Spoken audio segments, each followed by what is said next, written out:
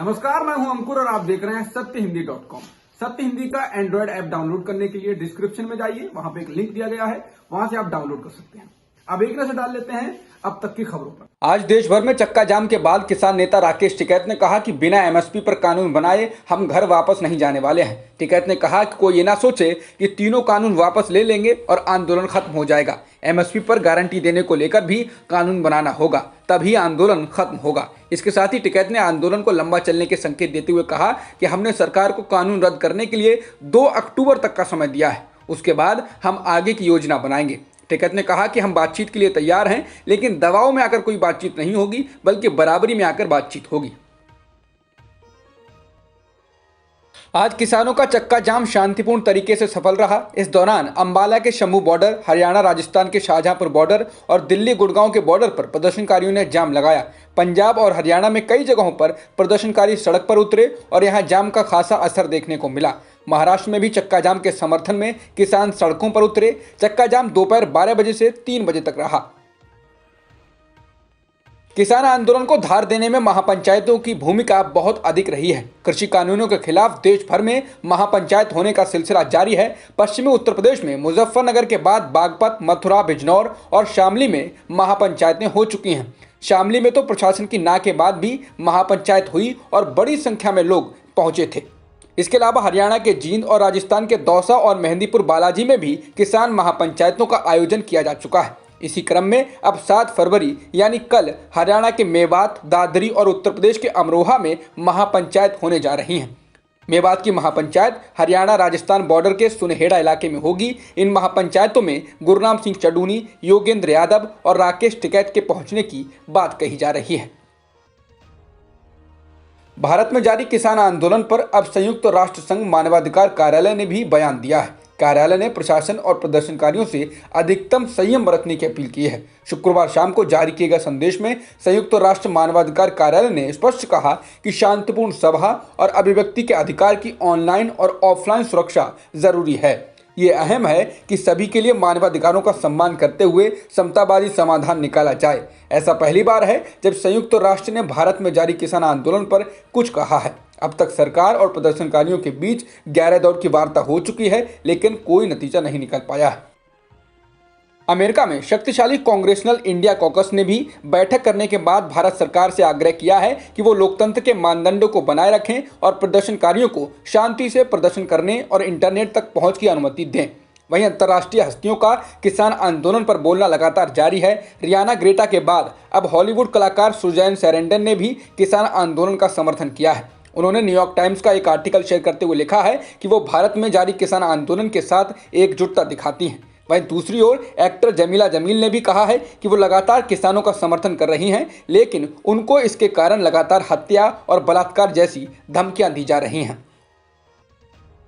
Pop singer Riyana समेत बाकी अंतर्राष्ट्रीय हस्तियों द्वारा किसानों के समर्थन के बाद बॉलीवुड से लेकर लगभग पूरा क्रिकेट जगत एक साथ भारत की एकजुटता और अखंडता की दुहाई देने लगा था। इन सितारों में क्रिकेटर सचिन तेंदुलकर भी शामिल थे। इसी को लेकर अब विपक्ष ने तेंदुलकर को निशाने पर ले लिया है और सचिन के ट्वीट से नाराज केरल के कोची में यूथ कांग्रेस के कार्यकर्ताओं ने उनके तस्वीर पर कालिख पोती है, जिसके बाद राजनीति और तेज हो गई है। बीजेपी ने इसे भारत रत्न पाने वाले कलाकार का अपमान बताते हुए कांग्रेस पर हमला बोला है। महाराष्ट्र के पूर्व सीएम देवेंद्र फडणवीस ने महाराष्ट्र सरकार पर हमला बोलते हुए कहा है कि महाराष्ट्र नहीं बल्कि पूरे देश के रत्न, भारत रत्न और मराठी लोगों के अभिमान सचिन तेंदुलकर का इस तरह से अपमान महाविकास अघाड़ी के नेता सहन करेंगे क्या?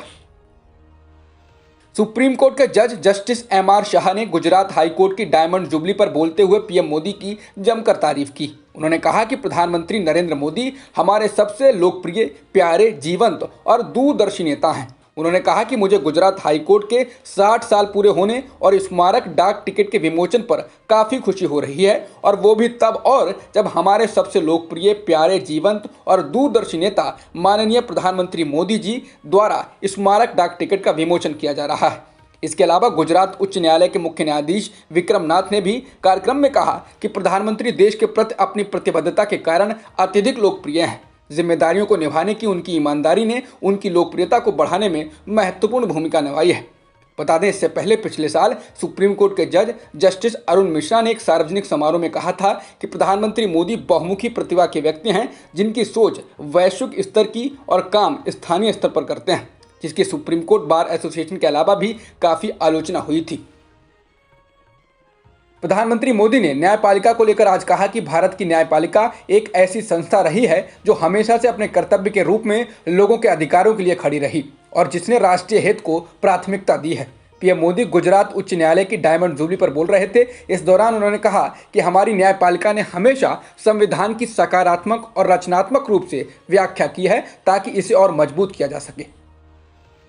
केंद्र सरकार के 3 कृषि कानूनों के खिलाफ किसानों के विरोध प्रदर्शन को लेकर राष्ट्रीय स्वयंसेवक संघ यानी आरएसएस के पुराने कार्यकर्ता और मध्य प्रदेश से बीजेपी के पूर्व राज्यसभा सदस्य रघुनंदन शर्मा ने केंद्रीय कृषि मंत्री नरेंद्र सिंह तोमर पर निशाना साधते हुए कहा है कि सत्ता का अहंकार उनके सिर चढ़ गया है। रघुनंदन शर्मा ने 2 दिन पहले फेसबुक पर लिखे अपनी पोस्ट में कृषि मंत्री तोमर को सुझाव दिया कि उन्हें राष्ट्रवाद को मजबूत करने की दिशा में काम करना चाहिए। पूर्व राज्यसभा सदस्य रहे रघुनंदन शर्मा ने अपनी फेसबुक पोस्ट में लिखा कि नरेंद्र जी, आपका इरादा किसानों की मदद करने का हो सकता है, लेकिन यदि किसान स्वयं अपना भला नहीं चाहते तो ऐसी भलाई का क्या औचित्य है। इसके साथ ही उन्होंने कहा कि आज की राष्ट्रवादी सरकार बनने तक हजारों राष्ट्रवादियों ने अपने जीवन और यौवन को खपाया है। आपको ये भ्रम हो गया है कि आज आपको जो सत्ता के अधिकार प्राप्त हैं वे आपके परिश्रम का फल है। सत्ता का मद जब चढ़ता है तो नदी, पहाड़ या वृक्ष की तरह दिखाई नहीं देता, वह अदृश्य होता है, जैसा कि अभी आपके सिर पर चढ़ गया है।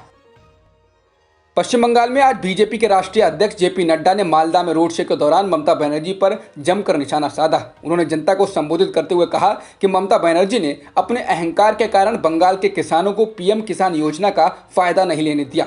इस योजना के तहत हर किसान को पीएम ने 6,000 रुपए दिए, लेकिन बंगाल के 70 लाख किसान इस लाभ से वंचित रहे। नड्डा ने कहा कि ममता ने राज्य के किसानों के साथ अन्याय किया है। इसके साथ ही उन्होंने कहा कि अब जनता उनको गुड बाय करने वाली है और बीजेपी ही बंगाल का असली विकास करेगी।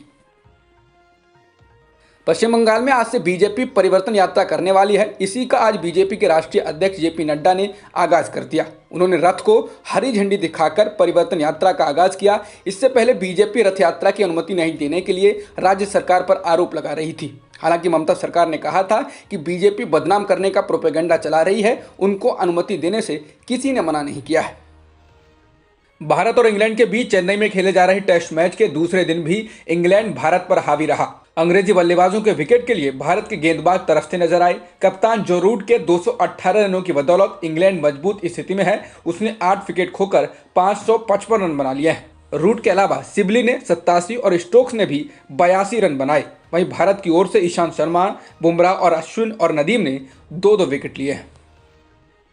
अमेरिकी राष्ट्रपति जो बाइडेन ने कहा है कि पूर्व राष्ट्रपति डोनाल्ड ट्रंप को क्लासिफाइड इंटेलिजेंस ब्रीफिंग यानी गोपनीय खुफिया जानकारी नहीं मिलनी चाहिए। सीबीएस इवनिंग न्यूज को दिए एक इंटरव्यू में जो बाइडेन से जब ये सवाल पूछा गया कि ट्रंप को इंटेलिजेंस ब्रीफिंग मिलनी चाहिए अगर उन्होंने अनुरोध किया तो, इसके जवाब में बाइडेन ने कहा, मुझे लगता है कि नहीं। अमेरिकी राष्ट्रपति ने कहा कि उन्हें इंटेलिजेंस ब्रीफिंग देने का क्या मतलब है, वह क्या प्रभाव डाल सकते हैं। इसके बजाय तथ्य तो ये है कि उनकी जुबान फिसल सकती है और वह कुछ भी कह सकते हैं। सीएनएन के मुताबिक अमेरिका में पूर्व राष्ट्रपतियों को पारंपरिक रूप से इंटेलिजेंस ब्रीफिंग्स के लिए अनुरोध करने पर उन्हें यह हासिल करने की अनुमति दी जाती रही है और वर्तमान में भी कई पूर्व राष्ट्रपतियों को ये मिल रही है। अब तक की खबरों में इतना ही। बाकी खबरों के लिए बने रहिए सत्यहिंदी.com के साथ। सत्य हिंदी का ऐप डाउनलोड करें गूगल प्ले स्टोर पर।